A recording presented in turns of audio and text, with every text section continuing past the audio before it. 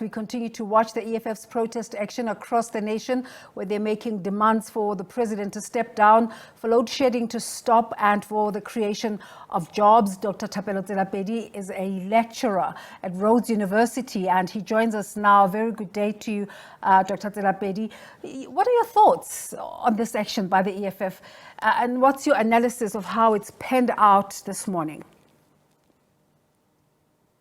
Morning and morning to your viewers. Look, I think the issue is obviously quite complex, but I think from the get-go it's important to realize that the EFF's demands, specifically at least on issues of electricity and just the sort of general decay that we see at corruption, at least at the local government level, are quite legitimate.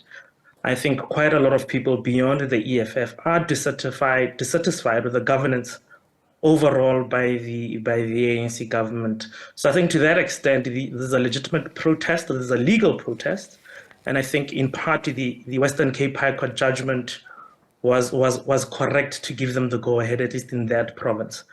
Obviously, there is the issue of then the resignation of the president. Julius Malema via the EFF has always been consistent, saying that for them the strategic objective is to have the president resign. So I think it's important also to understand that the EFF does sort of want to reconfigure the factional play in the ANC. He wants to reconfigure power, shift inside the ANC. I think he's made that quite clear, and I think that maybe part of the problem is, we see this morning the protests, but they're quite sporadic. They're not too widespread. Not a lot of people are in the streets, at least the protesters. So to that extent, I think, people are quite afraid of what does this mean when you're calling for the resignation of the president, because then you still have the governance failures that you're also witnessing. So there are obviously competing agendas here, and I think we should not be naive to those. Yeah, and it's interesting. With what we, okay? Continued, Dr. Tselapedi. No, I was just going to say that we see these sort of double agendas play out in community protests since 2004 with the Northwest, Gauteng, and Mpumalanga, where it's not just legitimate demands of basic service delivery, but it's also about shifting power differences within a political party. And while we're talking to you, we were showing live footage there coming out from Durban, where crowds are picking up and the numbers are really starting to give an interesting picture. But I'd just like you to continue on what you said, that the resignation of the president, Julius has always stated it as a strategic objective. And I like how you word that, because then it says to us South Africans, you don't have to be emotive or emotional about this. It's something, it's a stated objective, and they're putting paid to it. Yes, I mean, the EFF has been quite a lot of those alert to that. But I think you need to understand there's obviously a bigger context to this, whether you call them orange revolutions or whether you wanting to take out a democratic elected government via protest or dissatisfaction on the street. And I think the South African government is aware that South Africa is ripe for those instances. And there's also the other issue of the July 2021 unrest that happened in parts of KZN, in parts of Gauteng as well, that I think the government is moving with here. So beyond obviously the veneer of the demand for President Cyril Ramaphosa to resign, I think the impulse from the side of the state is that you don't want to see a rerun either of an orange revolution, in South Africa, or at least the rerun of the 2021 July unrest.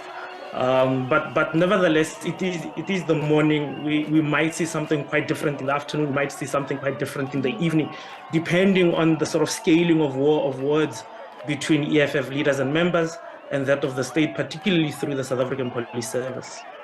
You speak of those historical or past events, one of them being the most recent past, but the timing is also interesting in that it's just before we mark Sharpeville Day. Just in terms of the timing, what's the end game for the EFF here? Look, I mean, the timing issue, one can try and make meaning out of it, but I think, we are the fourth country on the continent that's also protesting against sort of these anti-government protests happening, whether you're looking at Kenya, Tunisia, Nigeria, and ourselves. And then now the symbolic issue around our own history with regards to the protests that happened during apartheid. Now, but I think what's important here is also that the moment is also calling for legitimate protests, for legitimate issues to be addressed. I think we can't take that away. For a long time, I think South Africans have been talking about the need to protest, not just around electricity issues, but just around general decay, particularly local government level. Water issues are becoming a problem right now in Gauteng. We've seen it already in the Eastern Cape. We've seen it in Free State. So all of these things are quite legitimate, demands. But with regards to the timing, I think it's quite clear that the EFF has said that the strategic objective is the resignation of President Cyril Ramaphosa.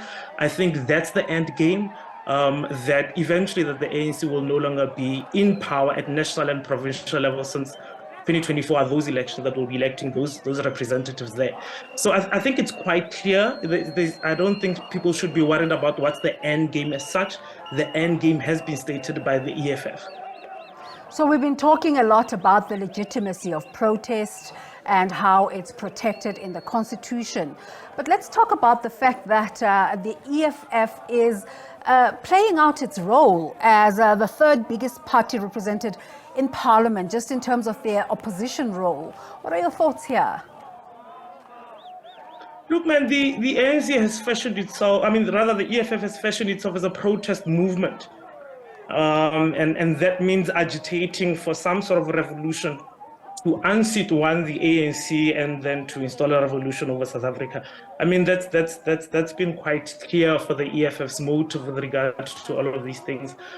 So I think the way, obviously, in which the government has responded has been based on the premise that I just gave earlier on around, the fears around Orange Revolution and the issues of the 2021 unrest.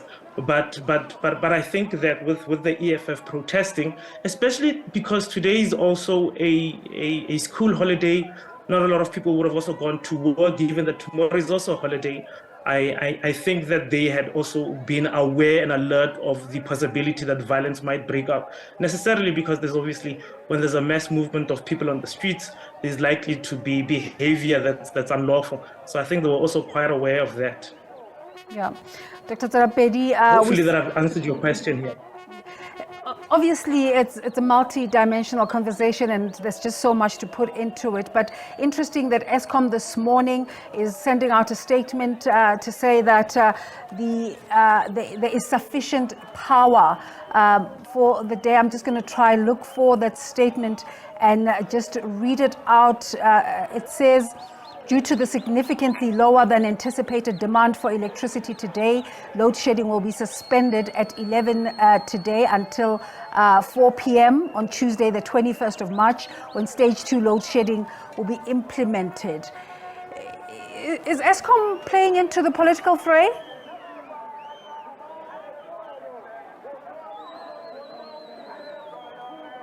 Look, it's hard to avoid that, to avoid the reasoning that they're doing that. I think for the past 2 or 3 days, there has been consistent electricity. And that's been interesting to see, given where we were literally just a month ago, if not a week ago, with really rolling blackouts, 8-10 hours in a day. So one has to worry then what really was were the problems at Eskom, and whether is Eskom now sort of placating the EFF not to protest. Because obviously, once you have electricity and the EFF is protesting for electricity and demanding for electricity or against load shedding, clearly then there is no motive then for the protest. So one would suspect that that is the case, and I think that's a reasonable assumption for any ordinary citizen to make. Dr. Thapelo Tselapedi is a lecturer at Rhodes University and just giving us his analysis of the shutdown today.